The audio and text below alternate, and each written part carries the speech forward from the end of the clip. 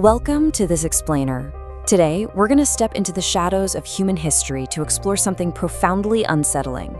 We are looking at the absolute darkest corners of medicine. Now, this isn't your typical story of miraculous life-saving breakthroughs. No, this is a dark, immersive journey into the most disturbing, agonizing, and frankly fatal medical treatments ever devised. We're going to be looking at times when utter desperation met sheer ignorance, and when the very people who were trained to save lives ended up causing unimaginable suffering. It's a chilling thought, isn't it? What happens when the cure is actually deadlier than the disease? I mean, imagine being a patient back then, terrified, sick, desperately looking for hope, and you trust a healer only to be prescribed an intervention that almost guarantees your destruction. Throughout history, brilliant, totally well-intentioned doctors have unleashed absolute horrors upon their patients. And the scary part? They did it with absolute confidence, backed by catastrophic medical theories. So let's dive into this and really look at the physical toll of historical medicine.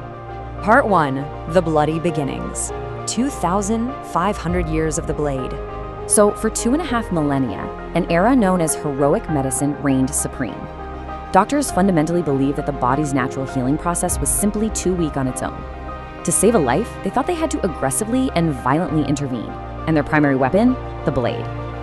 To draw blood quickly, doctors and barbers used this gear-driven brass instrument called a scarificator.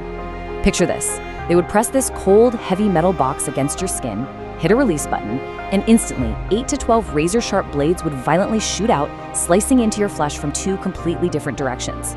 It was fast, it was brutal, and the entire goal was to drain your blood until you literally passed out. Actually, you know that familiar red and white striped barber pole you see today?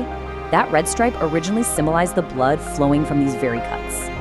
And they didn't just take a little blood either. The sheer volume they drained was staggering. We're talking 6 liters. To put that into perspective, in 1824, a French sergeant was brought into a hospital with a severe stab wound to his chest. He was bleeding heavily, fading fast, losing consciousness. The doctor's response to this massive, life-threatening blood loss? To bleed him even more.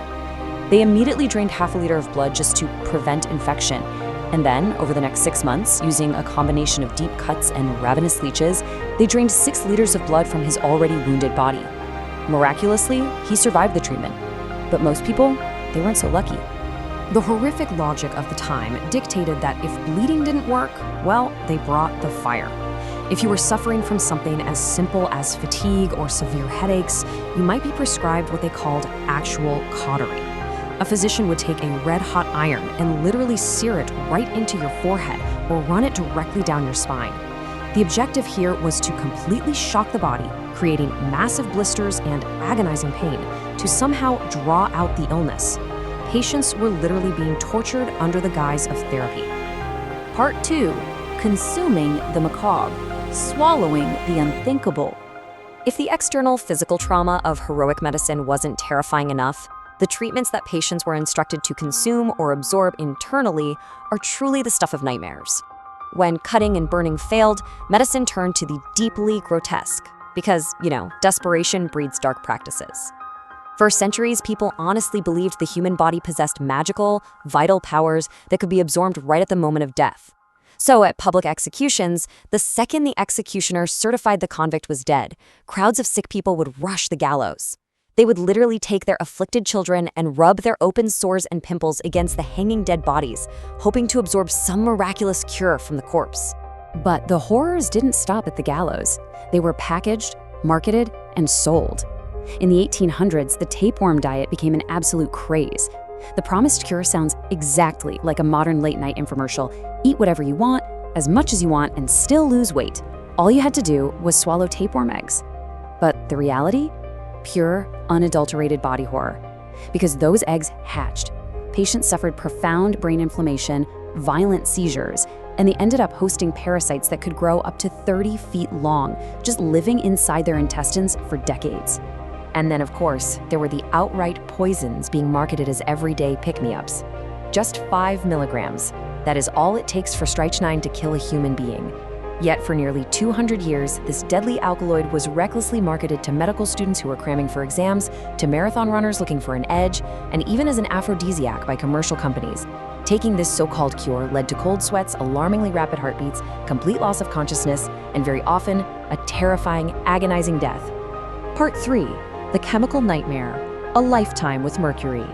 We now enter a truly devastating chapter in medical history. Right at the end of the 15th century, the arrival of syphilis in Europe sparked a wave of absolute widespread panic. It was a horrifying, incredibly disfiguring disease, so in their desperate search for a cure, physicians turned to heavy metal, unleashing a chemical nightmare that lasted for centuries. According to historical pharmacy records, the initial treatments were intensely punishing. They started with guaiacum wood, brought over from the Americas. Patients were systematically starved, given intense laxatives, forced to drink this thick wood decoction, and then locked in a heated room to violently sweat for 30 consecutive days. It was highly debilitating, sure, but honestly, it was just a prelude to the true chemical terror. Very soon, mercury became the undisputed king of treatments. And the ways they administered this highly toxic heavy metal were truly terrifying. Doctors literally smeared patients from head to toe in mercury ointments. They sold anti-venereal underpants that were heavily coated in mercury. Patients were locked in confined steam baths, forced to inhale heated, toxic mercury vapors. By the 18th century, they were just straight up drinking it, consuming corrosive sublimate in Van Sweeten's liquor, or swallowing massive doses of calomel salts. It was absolutely inescapable. The tragic irony of this era is just staggering when you think about it. The noble goal was to eradicate this awful disease, right? But the side effects of the cure were apocalyptic. Patients suffered violent, completely uncontrollable shaking. They experienced full-body paralysis. They were driven completely mad. That's actually where the phrase mad as a hatter comes from, mercury toxicity. They developed agonizing sores all over their mouths, and their teeth literally rotted and fell straight out of their skulls. For hundreds of years, patients couldn't even tell if it was the disease that was killing them or the doctor. Part 4, the radioactive mirage. Drinking liquid sunshine. Now, as we transition into the 20th century, you might think, okay, the rise of modern science is finally going to protect us. But hubris is a very dangerous thing. The discovery of radiation introduced an entirely new, completely invisible terror. Because it was new, because it sounded scientific, people trusted it completely. It was a deadly mirage. Liquid sunshine, what a kick is to a lazy man. That was the actual marketing pitch. When scientists discovered that radium could shrink tumors, patent medicine companies just went absolutely wild.